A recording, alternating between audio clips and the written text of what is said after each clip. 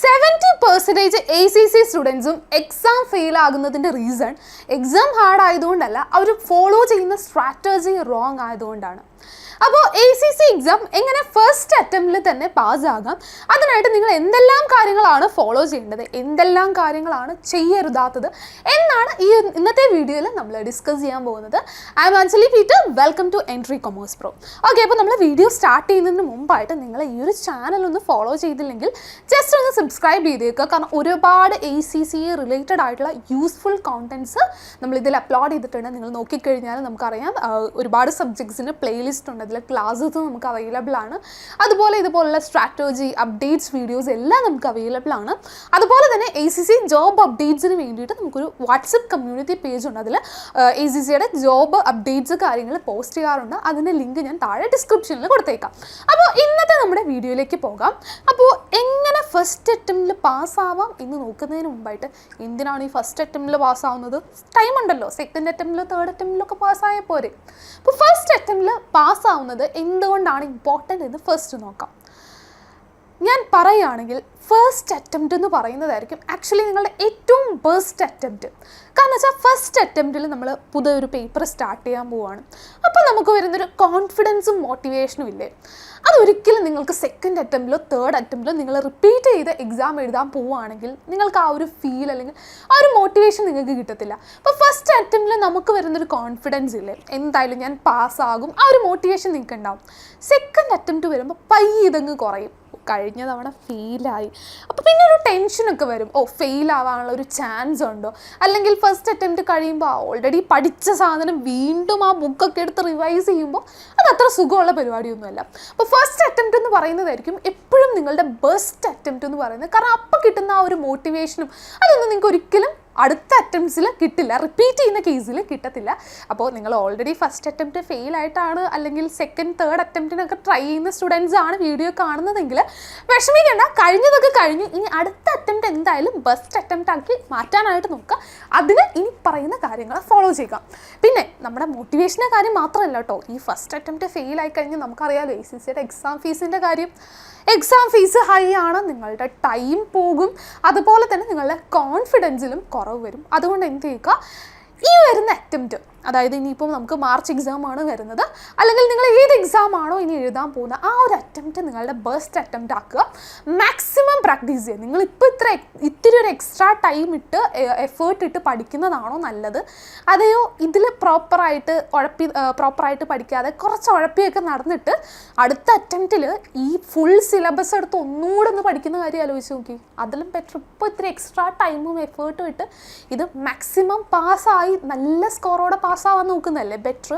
അപ്പോൾ അതുകൊണ്ട് എന്തായാലും നമ്മൾ എന്ത് ചെയ്യണം, നെക്സ്റ്റ് അറ്റംപ്റ്റിൽ പാസ്സായിരിക്കും എന്ന ഉറച്ച തീരുമാനം എടുക്കുക. എന്ത് വന്നാലും എന്ത് ചെയ്യുക, ഈ അറ്റംപ്റ്റ് നമ്മൾ പാസ്സാവും. ഓക്കെ, അപ്പോൾ ഇനി പാസ്സാവണമെങ്കിൽ നമ്മുടെ ആ ഒരു തോട്ട് പ്രോസസ്സ് എങ്ങനെയായിരിക്കണം? പാസ്സാവണം, നല്ല സ്കോർ വേണമെങ്കിൽ think like an ACC toppers എങ്ങനെയായിരിക്കും തിങ്ക് ചെയ്യുക, അതുപോലെ നിങ്ങൾ തിങ്ക് ചെയ്യുക. ടോപ്പേഴ്സ് നോർമലി എങ്ങനെയാണ് തിങ്ക് ചെയ്യുക, എനിക്കൊരു എങ്ങനെയല്ലോ ഒന്ന് പാസ്സായാൽ മതി, അല്ലെങ്കിൽ ജസ്റ്റ് പാസ്സായാൽ മതി, ഇതൊക്കെയായിരിക്കും ടോപ്പേഴ്സ് തിങ്ക് ചെയ്യുക.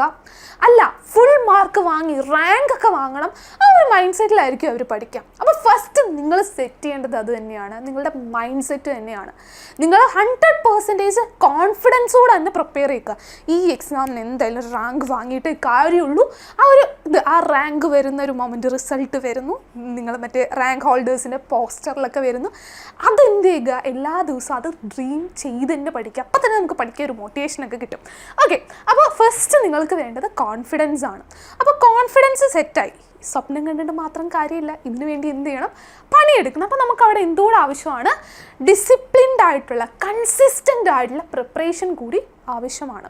അത് പറയുമ്പോഴാണ് ചില സ്റ്റുഡൻസിന് ഇപ്പോൾ ഈ വീഡിയോ കണ്ടു മോട്ടിവേറ്റഡ് ആയി ഇനി ഒരു 12 hours അങ്ങ് കുത്തിയിരുന്ന് പഠിച്ചേക്കാം. അതല്ല നമുക്ക് വേണ്ടത്. കൺസിസ്റ്റൻ്റ് ആയിട്ട് ഡെയിലി പ്രിപ്പയർ ചെയ്യാൻ പറ്റും. ഒരു വീഡിയോ കണ്ടു അല്ലെങ്കിൽ ആരെങ്കിലും ഒന്ന് മോട്ടിവേറ്റ് ചെയ്തു, ഒരു മോട്ടിവേഷൻ വന്നു, ഇന്ന് ഫുൾ ഇരുന്ന് പഠിച്ചേക്കാം, അതല്ല, ഡെയിലി നിങ്ങൾക്ക് കൺസിസ്റ്റൻ്റ് ആയിട്ട് പ്രിപ്പയർ ചെയ്യാനായിട്ട് നിങ്ങൾക്ക് കറക്റ്റായിട്ടൊരു പ്ലാൻ വേണം. ഡെയിലി എത്ര ടോപ്പിക്സ് നിങ്ങൾ കംപ്ലീറ്റ് ചെയ്യും. പല സ്റ്റുഡൻസും ചോദിക്കാറുണ്ട് ഞാൻ എത്ര അവേഴ്സ് പഠിക്കണം എന്നൊക്കെ. നിങ്ങൾ എത്ര അവേഴ്സ് പഠിക്കുന്നു എന്നല്ല കാര്യം, നിങ്ങൾ ആ പഠിക്കുന്ന ടൈം എത്ര എഫക്റ്റീവായിട്ട് നിങ്ങൾ ടോപ്പിക്സ് മനസ്സിലാക്കുന്നു, ക്വസ്റ്റ്യൻസ് പ്രാക്ടീസ് ചെയ്യുന്നു, അതിലാണ് ഇമ്പോർട്ടൻറ്റ്. അപ്പോൾ കറക്റ്റായിട്ട് എക്സാമിന് വേണ്ടിയിട്ടൊരു പ്ലാനൊക്കെ തയ്യാറാക്കുക. എന്നിട്ട് അത് കൺസിസ്റ്റൻ്റ് ആയിട്ട്, ചില ദിവസം നമുക്ക് മോട്ടിവേഷനൊന്നും ഉണ്ടാവില്ലടോ, ചില ദിവസം പഠിക്കാൻ തോന്നത്തില്ല, ആ ദിവസങ്ങളിലും എന്ത് ചെയ്യുക, മടി മാറ്റി വെച്ചിട്ട് ഓക്കെ എനിക്ക് മോട്ടിവേഷൻ ഇല്ല പക്ഷെ എന്ത് ചെയ്യുക, എന്നാലും നിങ്ങൾ ട്രൈ ചെയ്യുക, ഓക്കെ എനിക്ക് പഠിക്കണം, ആ ഒരു ഇതുണ്ടെങ്കിൽ മാത്രമേ എന്ത് ചെയ്യാൻ പറ്റുള്ളൂ, നമുക്ക് ആ കൺസിസ്റ്റൻസി കീപ്പ് ചെയ്യാനായിട്ട് പറ്റത്തുള്ളൂ. അപ്പോൾ എല്ലാ ദിവസമൊന്നും മോട്ടിവേഷൻ ഒന്നും വരത്തില്ല. അപ്പോൾ എന്ത് ചെയ്യുക, മോട്ടിവേഷൻ ഇല്ലെങ്കിലും എന്ത് ചെയ്യുക, സെൽഫ് മോട്ടിവേറ്റഡ് ആയിട്ട് നിങ്ങളുടെ ഡ്രീം ഫോക്കസ് ചെയ്യുക.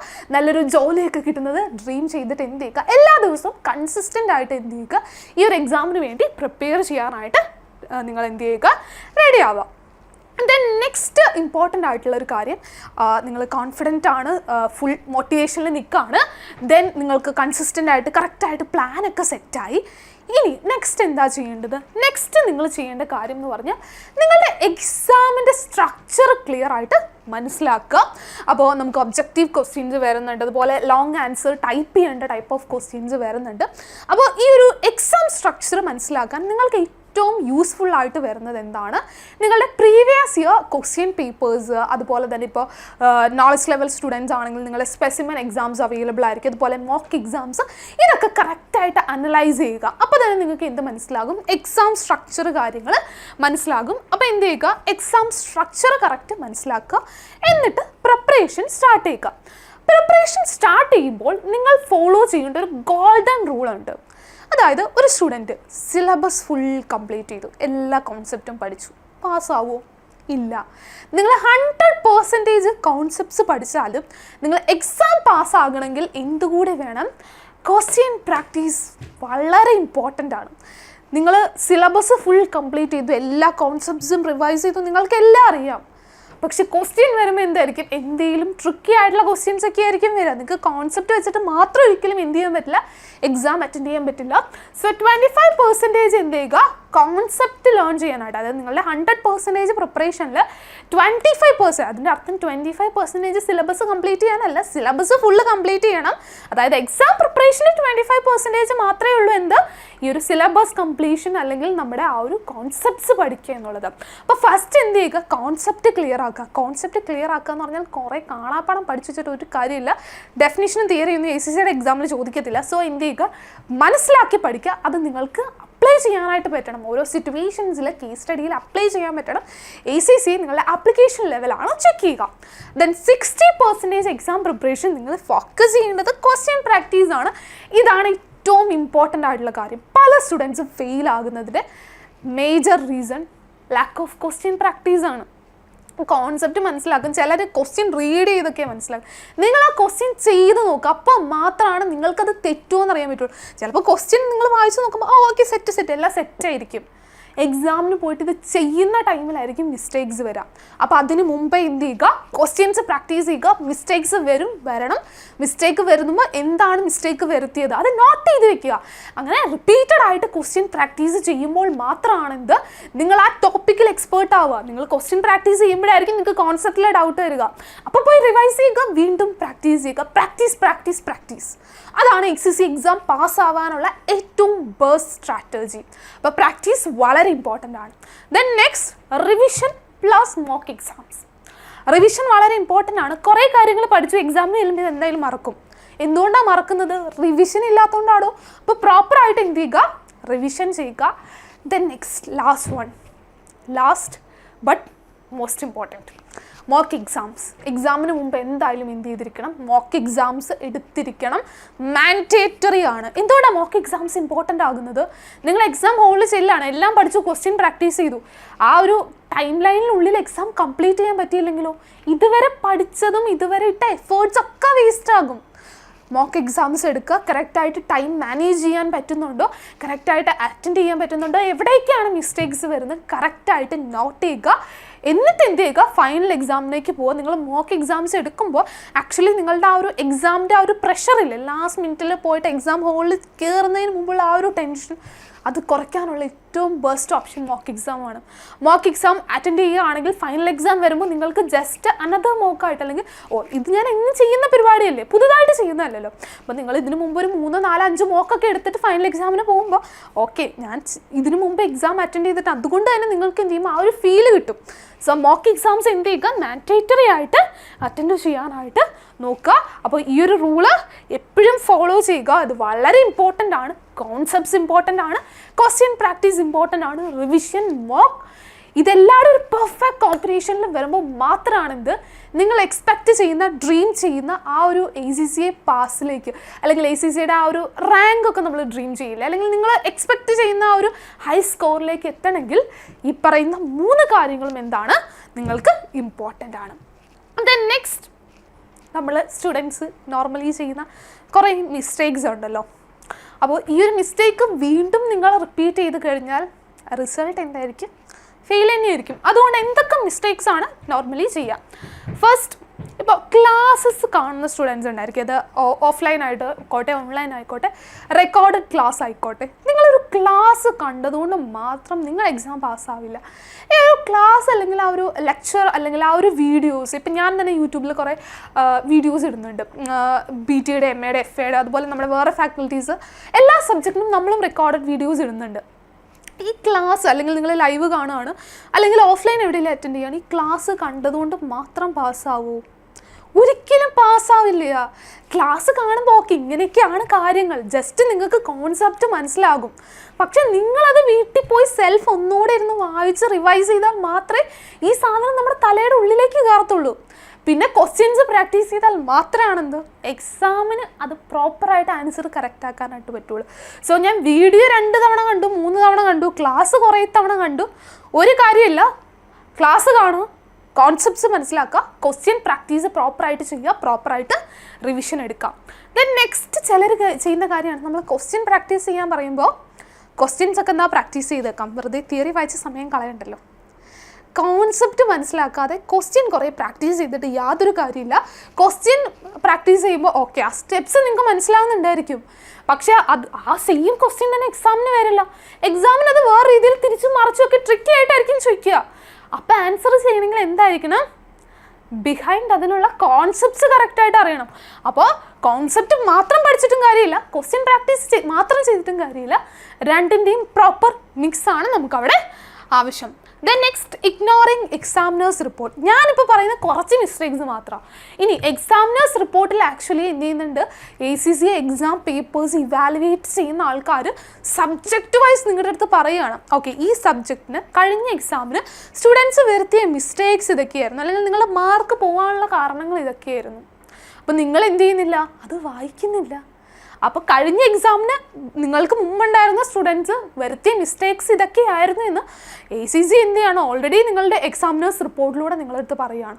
നിങ്ങൾ എന്ത് ചെയ്യില്ല, ഈ എക്സാമിനേഴ്സ് റിപ്പോർട്ട് വായിക്കില്ല, എന്നിട്ട് പോയിട്ട് പിന്നെയും പോയി സെയിം മിസ്റ്റേക്ക് തന്നെ ചെയ്യും. സെയിം മിസ്റ്റേക്ക് തന്നെ ചെയ്ത് കഴിഞ്ഞാൽ റിസൾട്ട് എന്തായിരിക്കും, സെയിം ഫെയിലിയർ, സെയിം റീസിറ്റ് തന്നെയല്ലേ ആയിരിക്കുള്ളൂ. അതുകൊണ്ട് എന്ത് ചെയ്യുക, എല്ലാ സബ്ജക്റ്റിനും ACCAയുടെ ഒഫീഷ്യൽ വെബ്സൈറ്റിൽ എക്സാമിനേഴ്സ് റിപ്പോർട്ട് ഉണ്ട്, അതെന്തായാലും റീഡ് ചെയ്യുക. വളരെ യൂസ്ഫുൾ ആണ്, നിങ്ങൾക്ക് കുറച്ചുകൂടെ ആ ഒരു എക്സാം ഫോക്കസ്ഡ് ആയിട്ട് പ്രിപ്പയർ ചെയ്യാൻ വളരെ യൂസ്ഫുൾ ആയിരിക്കും. Then next is no analysis after mock test.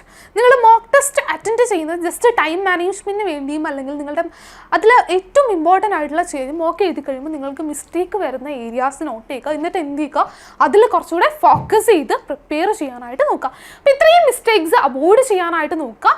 ഇനി എന്തെല്ലാം കാര്യങ്ങളാണ് നിങ്ങൾ കുറച്ചുകൂടെ നിങ്ങൾക്ക് ആ ഒരു എക്സാം ഫോക്കസ്ഡായി പ്രിപ്പയർ ചെയ്യാൻ ഹെൽപ്പ് ചെയ്യുന്നത്. ദെൻ നെക്സ്റ്റ്, നിങ്ങളുടെ തന്നെ നോട്ട്സ് കീപ്പ് ചെയ്യാനായിട്ട് നോക്കുക. കാരണം ഇപ്പോൾ നിങ്ങൾക്ക് ഫാക്കൽറ്റീസ് നോട്ട്സ് തരുന്നുണ്ടായിരിക്കും, സ്റ്റഡി മെറ്റീരിയൽ ഉണ്ട്, സ്റ്റഡി ഹബിലെ നോട്ട്സ് ഉണ്ട്. പക്ഷെ നിങ്ങൾക്ക് ആ ഒരു എക്സാമിൻ്റെ ലാസ്റ്റ് മിനിറ്റിലേക്കൊക്കെ വരുമ്പോൾ ഈ എൻറ്റയർ റിസോഴ്സ് എടുത്ത് റീഡ് ചെയ്ത് നോക്കുക എന്ന് പറഞ്ഞാൽ പോസിബിൾ ആയിട്ടുള്ള കാര്യമൊന്നുമല്ല. ലാസ്റ്റ് മിനിറ്റിൽ അല്ലെങ്കിൽ ആ ഒരു ലാസ്റ്റ് ഡേയ്സിലേക്കൊക്കെ വരുമ്പോൾ നമ്മൾ ഫോക്കസ് ചെയ്യേണ്ടത് റിവിഷനിലും മോക്കിലും ക്വസ്റ്റ്യൻ പ്രാക്ടീസിലൊക്കെയാണ്. ആ സമയത്ത് പോയി എൻറ്റയർ സിലബസ് വീണ്ടും റീഡ് ചെയ്യുക പോസിബിൾ ഒന്നുമല്ല. അതുകൊണ്ട് എന്ത് ചെയ്യുക, ഫസ്റ്റ് ടൈം സിലബസ് നമ്മൾ പ്രിപ്പയർ ചെയ്യില്ലേ, അല്ലെങ്കിൽ ക്ലാസ് കണ്ട് നിങ്ങൾ ആ ഫസ്റ്റ് ടൈം പ്രിപ്പയർ ചെയ്യുന്ന ടൈമിൽ എന്ത് ചെയ്യുക, നിങ്ങൾക്ക് മനസ്സിലാകുന്ന രീതിയിൽ സിമ്പിളായിട്ടുള്ള ഏതെങ്കിലും ലാംഗ്വേജിൽ എന്ത് ചെയ്യുക, നിങ്ങൾക്ക് മനസ്സിലാവുന്ന രീതിയിൽ എന്ത് ചെയ്യുക, കോൺസെപ്റ്റ്സ് അതിൻ്റെ ഇക്വേഷൻസ്, അതായത് ഒരു ഈ നോട്ട് ഉണ്ടാക്കുക എന്ന് പറയുമ്പോൾ ഫാക്കൽറ്റി നോട്ട് അതുപോലെ കോപ്പി പേസ്റ്റ് ചെയ്യാനോ സ്റ്റഡി മെറ്റീരിയൽ അതുപോലെ കോപ്പി പേസ്റ്റ് ചെയ്യാനല്ല ഉദ്ദേശിക്കുന്നത്. നിങ്ങൾക്ക് മനസ്സിലാവുന്ന രീതിയിൽ ചെറിയ പോയിന്റ്സ് ആയിട്ട് മേ ബി കളർഫുൾ പെയിനൊക്കെ വെച്ച് ഇതാണെങ്കിൽ എക്സാമിൻ്റെ ടൈമിൽ, പക്ഷേ അതിൽ ഒരുപാട് ടൈം കളയാനും പാടില്ല. ഓക്കെ, അപ്പോൾ അങ്ങനെ എന്ത് ചെയ്യുക, നിങ്ങളുടേതായിട്ടുള്ള ചെറിയ നോട്ട്സ് എന്ത് ചെയ്യുക, കീപ്പ് ചെയ്യുക എക്സാം ടൈമിൽ. അപ്പോൾ നമുക്ക് റിവിഷൻ ചെയ്യാനായിട്ട് കുറച്ചുകൂടെ ഈസി ആയിരിക്കും. ദെൻ നെക്സ്റ്റ് വരുന്നതാണ്, നിങ്ങൾക്ക് കുറച്ചുകൂടെ ഒരു ഇൻഡെപ്ത് ആയിട്ടുള്ള ഓരോ ടോപ്പിക്സിലും കുറച്ചുകൂടെ ഇൻഡെപ്ത് ആയിട്ട് മനസ്സിലാക്കണമെങ്കിൽ ACCയുടെ ടെക്നിക്കൽ ആർട്ടിക്കിൾസ് പബ്ലിഷ് ചെയ്യാറുണ്ട്. അപ്പോൾ അത് റീഡ് ചെയ്യുന്നത് നമുക്ക് യൂസ്ഫുൾ ആണ്. ദെൻ നെക്സ്റ്റ് ഒരു 4 to 5 ഫുൾ മോക്കെങ്കിലും എക്സാമിന് മുമ്പ് എടുക്കേണ്ടത് മാൻഡേറ്ററി ആണ്. അതുപോലെ ടൈം മാനേജ്മെൻറ്റ് പല സ്റ്റുഡൻസും ഫെയിൽ ആവാനുള്ളൊരു റീസൺ കൂടിയാണ്. സോ നിങ്ങൾ പ്രാക്ടീസ് ചെയ്യുന്ന ടൈമിൽ ഓരോ ക്വസ്റ്റ്യൻ എത്ര ടൈം അലോക്കേറ്റ് ചെയ്യും അത് പ്രോപ്പറായിട്ട് വെച്ചിട്ട് തന്നെ എന്ത് ചെയ്യാനായിട്ട് നോക്കുക, പ്രാക്ടീസ് ചെയ്യാനായിട്ട് നോക്കുക. ദെൻ എക്സാം ഡേയിലേക്ക് പോകുമ്പോൾ എന്ത് ചെയ്യുക, പല സ്റ്റുഡൻസും ചെയ്യുന്നൊരു വലിയ മിസ്റ്റേക്കാണ്, അറിയില്ലാത്ത ക്വസ്റ്റ്യനിൽ കുറേ ടൈം കളയും, എന്നിട്ട് അറിയാവുന്നതോ അതൊട്ട് എഴുതാൻ ടൈമും കിട്ടത്തില്ല. അതുകൊണ്ട് എന്ത് ചെയ്യുക, നിങ്ങൾ കറക്റ്റ് ഓർഡറിൽ തന്നെ എഴുതണമെന്നൊന്നുമില്ല, നിങ്ങൾക്ക് അറിയാവുന്ന ക്വസ്റ്റ്യൻസ് ഫസ്റ്റ് അറ്റൻഡ് ചെയ്യുക. ടൈം മാനേജ്മെൻറ്റ് വളരെ ഇമ്പോർട്ടൻ്റ് ആണ്. കറക്റ്റായിട്ടുള്ള ടൈം നോക്കി തന്നെ ഓരോ ക്വസ്റ്റ്യൻസ് അറ്റൻഡ് ചെയ്യുക. അതുപോലെ ഇപ്പോൾ നമ്മുടെ ഡീറ്റെയിൽ ആയിട്ടുള്ള ആൻസർ റൈറ്റിംഗ് വേണ്ട ക്വസ്റ്റ്യൻസിൻ്റെ കേസിൽ ക്ലിയർ ആയിട്ട് പ്രസൻറ്റ് ചെയ്യാനായിട്ട് പ്രോപ്പറായിട്ട് ഹെഡിങ്സും വർക്കിങ്സും ഒക്കെ കൊടുത്ത് പ്രോപ്പറായിട്ട് പ്രാക്ടീസ് ചെയ്യാനായിട്ട് നോക്കുക. ഇനി ചിലപ്പോൾ നിങ്ങൾക്ക് അറിയില്ലാത്ത ക്വസ്റ്റ്യനൊക്കെ വരും, അത് ചിലപ്പോൾ 1-2 ക്വസ്റ്റ്യനൊക്കെ ആയിരിക്കും, അതിൽ പാനിക് ആവേണ്ട ആവശ്യമൊന്നുമില്ല. ആ ഒരു ക്വസ്റ്റ്യൻ തൽക്കാലം സ്കിപ്പ് ചെയ്യുക, എന്നിട്ട് എന്ത് ചെയ്യുക, അറിയാവുന്ന ക്വസ്റ്റ്യൻസ് അറ്റൻഡ് ചെയ്യുക. ദെൻ വീണ്ടും വന്നിട്ട് എന്ത് ചെയ്യുക, ആ ഒരു ക്വസ്റ്റ്യൻസ് നിങ്ങൾക്ക് അറിയാവുന്ന അത്രയും അറ്റൻഡ് ചെയ്യാനായിട്ട് നോക്കാം.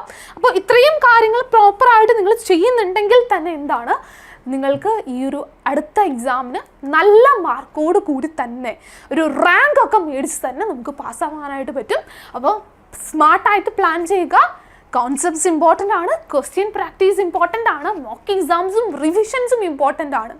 അപ്പോൾ നിങ്ങൾ വലിയ ബ്രില്യൻ്റ് ആയിട്ടുള്ള ആൾക്കാരൊന്നും ആവണമെന്നില്ല, ഡെയിലി കൺസിസ്റ്റൻ്റ് ആയിട്ട് എഫേർട്ട് ഇടാൻ റെഡിയായാൽ മതി. അപ്പോൾ എന്ത് ചെയ്യുക, എഫേർട്ട് ഇടുക, പ്രോപ്പറായിട്ട് പ്രിപ്പയർ ചെയ്യുക. ഫസ്റ്റ് ചെയ്യേണ്ട കാര്യം മറന്നിട്ടില്ലല്ലോ, എന്താണ്, മൈൻഡ് സെറ്റ് സെറ്റാക്കുക. കോൺഫിഡൻസ് ആയിട്ട് തന്നെ, കോൺഫിഡൻസോട് കൂടി ഇതെന്തായാലും ഈ ഒരു എക്സാം ഞാൻ പാസ്സാകും, അതും വെറുതെ പാസ്സാകുമെന്ന് പ്ലാൻ ചെയ്യരുത്. റാങ്ക് വാങ്ങുന്നത് തന്നെ ഡ്രീം കണ്ട് എന്ത് ചെയ്യുക, നമ്മൾ പ്രിപ്പയർ ചെയ്യുക, കൺസിസ്റ്റൻ്റ് ആയിട്ട് പ്രിപ്പയർ ചെയ്യുക. ക്വസ്റ്റ്യൻ പ്രാക്ടീസ്, കോൺസെപ്റ്റ് റിവിഷൻ ഒന്നും മറക്കണ്ട. അപ്പോൾ എന്തായാലും ഈ ഒരു എക്സാം നമ്മൾ നല്ല മാർക്കോട് കൂടി തന്നെ എന്താകും, പാസ്സാകും. അപ്പോൾ ഇനിയും നിങ്ങൾക്ക് ഏതെങ്കിലും ഒരു ടോപ്പിക്സിൽ നിങ്ങൾക്ക് വീഡിയോസ് വേണം, അല്ലെങ്കിൽ എന്തെങ്കിലും വീഡിയോസ് നിങ്ങൾക്ക് ആവശ്യമുണ്ടെങ്കിൽ കമൻറ്റിൽ പറയുക. ആ ഒരു വീഡിയോസ് നമ്മൾ എന്തായാലും ചെയ്യുന്നതായിരിക്കും. അപ്പോൾ എല്ലാവർക്കും ഓൾ ദി ബെസ്റ്റ് വിഷസ്.